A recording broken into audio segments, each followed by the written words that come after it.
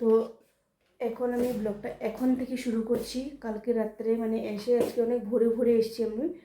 তো এসে এখানের মধ্যে মানে 6টার সময় মতো পৌঁছেছি, যেহেতু আমরা এনজেপি পৌঁছেছিলাম হয়েছে সকাল সকাল না এরকম 1:30 দিকে পৌঁছেছিলাম। তারপর যে ওইখান থেকে করে আমরা এখানে এসে পৌঁছেছি হয়েছে কটার সময় 6টা থেকে 6:30, 6টার মধ্যে এসে পৌঁছেছি। 6টার সময়, 6:30 না 6টা। তো এসে ঘুমিয়েছি, এত টায়ার্ড লাগছিলো, যেহেতু ট্রাভেলিং করে জানি টায়ার্ড লাগছিলো, বেশি ঘুমিয়েছি কিছুক্ষণ। তো ভাবলাম যে এখন যাবো স্নান করতে। এখন সকাল 10টা বাজে, 4 ঘন্টা ঘুমিয়েছি। 10টা বাজে, মানে আমার তো যা ঠান্ডা লাগছে এখানে বলো না। তো যাই হোক, তোমাদেরকে আগে আমি রুমটা দেখিয়ে দিই আমার। তো এদিকে দেখো, এই হয়েছে আমার রুম। খারাপ না, কিন্তু আর অল্প অ্যাভারেজ মানে হতে পারতো, কিন্তু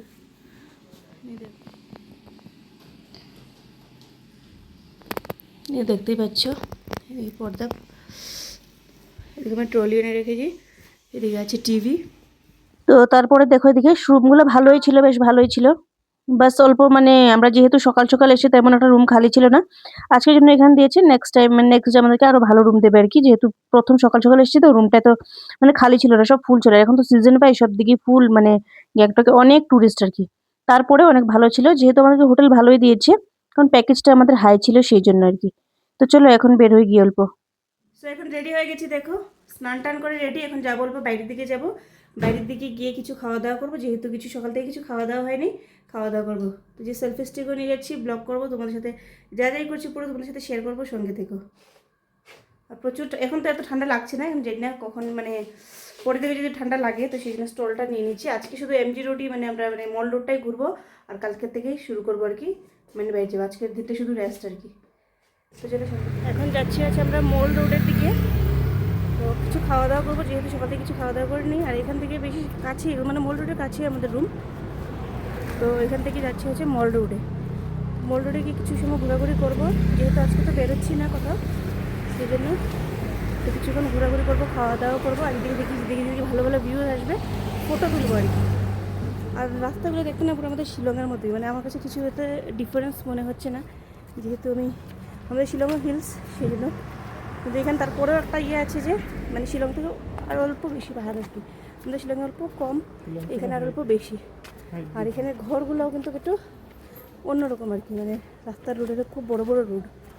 আর দেখতে লোকাল চুকাল সব কিছু পুরো আমাদের মতোই। মানে তোমাদেরকে দেখাবো, এখানে বড় ভারী ঘরগুলো দেখাবো।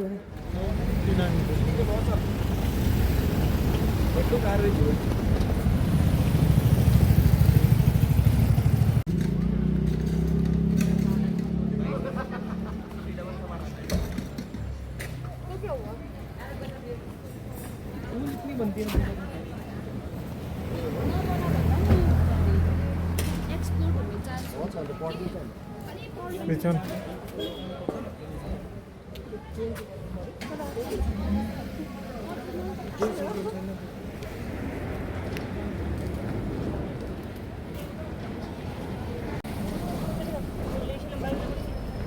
এইদিকে দেখো কি সুন্দর ভিউজটা দেখা যাচ্ছে, কাঞ্চনজঙ্ঘা। তোমরা কারা কারা দেখতে পাচ্ছ?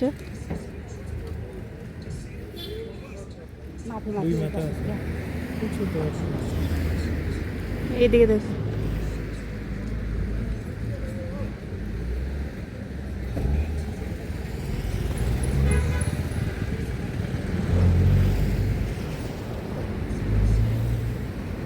ইয়ের মধ্যে দেখেছিলাম যে আলাদা ছিল ওইটা।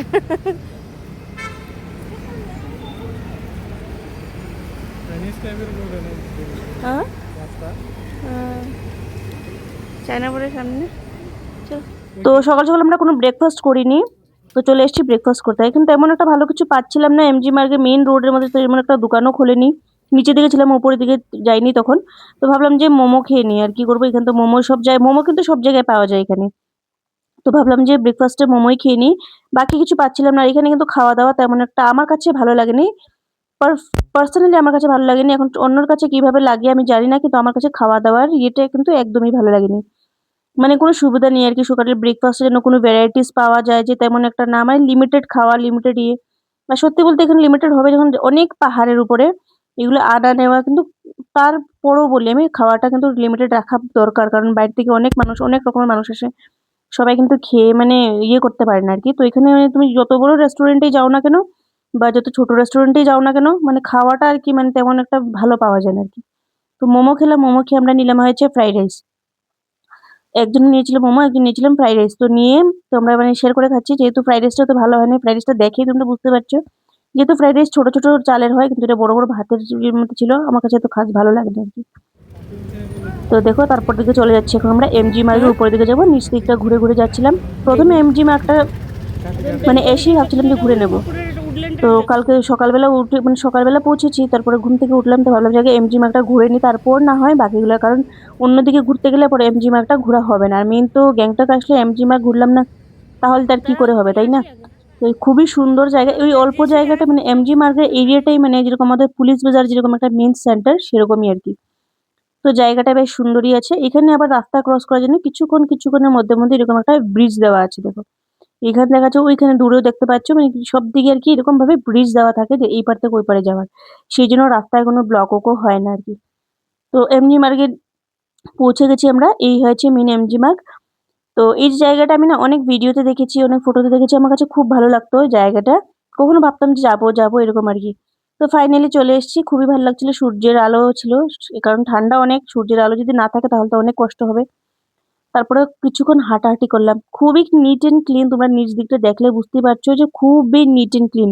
এখানে একটা নোংরাও নেই। আর যেহেতু নিচে মানে স্টোনের মতো ইয়ে করে টাইলস এর মতো বসানো, টাইলস না এটা মার্বেল পাথর দিয়ে বসানো, কিন্তু নোংরা অল্পও নেই দেখো। তো এখন এসেছি ভালো হয়েছে। আর এখন এসেও মানে যে সামনে এসে যে মহাত্মা গান্ধীর মানে স্ট্যাচুটা যে আছে সেখানে যে ফটো তুলবো সেটারও জায়গা নেই আর কি, মানুষ এতটা ভিড়।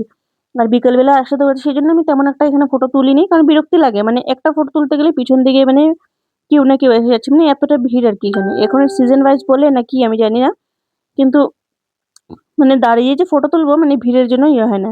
তো সকালবেলা তারপরেও একটা মানে ইয়ে আছে যে সকালবেলা তারপরেও ঘোরাঘুরি বা বসা যায় এখানে। এমজি মার্গেন এই সাইডে সাইডে কিন্তু চেয়ার দেওয়া রাখা আছে, সেখানে গিয়ে আরামসে বসে কিছুক্ষণ টাইম স্পেন্ড করা যায় আর কি। খুব ভালো, এই জিনিসটা খুবই ভালো। তো তারপর দিকে আমরা কিছুক্ষণ বসেছিলাম, বসে বসে তারপর দিকে আবার হাঁটাহাঁটি করছি, হাঁটাহাঁটি করলাম আর কি। তো ভিডিওটা নিয়ে নিলাম, যেহেতু আমি ভিডিওতে শেয়ার করবো সেই জন্য সুন্দর করে ভিডিও নিয়ে নিলাম। তো এখানে এইভাবে সাজিয়েছিল, এখন ক্রিসমাসের জন্য সাজিয়েছে নাকি এমনি নর্মাল সবসময় সাজায় সেটা আমি বলতে পারছি না, বাট একটা লাইটনিং ছিল।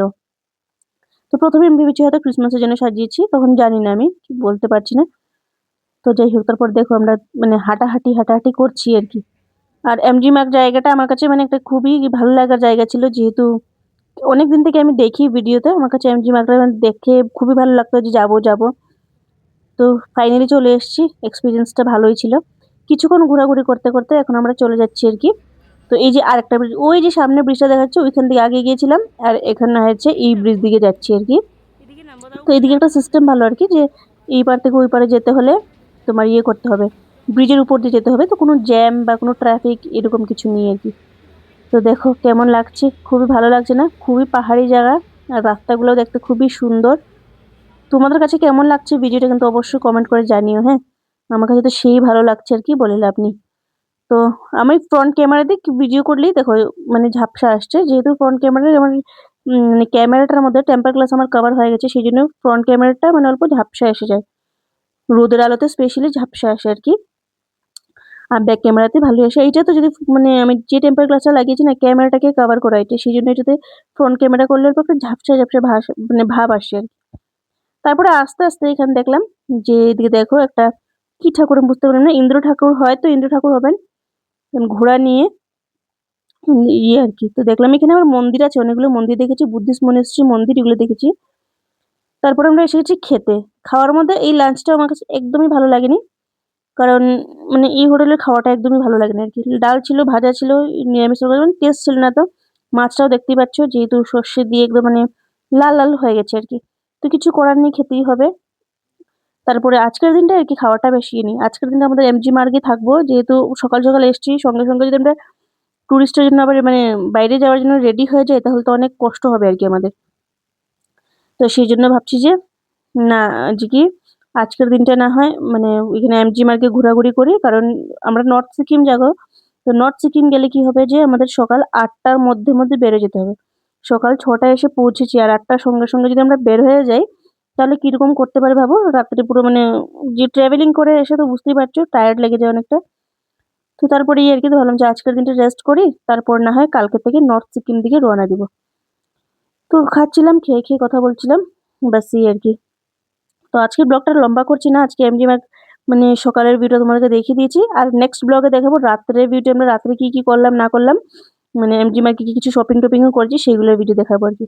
আর এদিকে দেখো কাঞ্চনজঙ্ঘা এখন মানে আগে তো দেখিয়েছিলাম, এখন দেখো রোদের জন্য ঢাকা পড়ে গেছে আর কি। আর ভিউটা তো দেখতেই পাচ্ছ, খুবই সুন্দর অসাধারণ। তো চলো আজকের ব্লগটা না হয় আর বেশি দূর মানে লং করছি না, এখান পর্যন্তই রেখে দিচ্ছি। দেখা হচ্ছে কালকে একটা নতুন ব্লগের সাথে। সবাই ভালো থেকো, সুস্থ থেকো, আর আমার ব্লগটাকে লাইক করে দিও।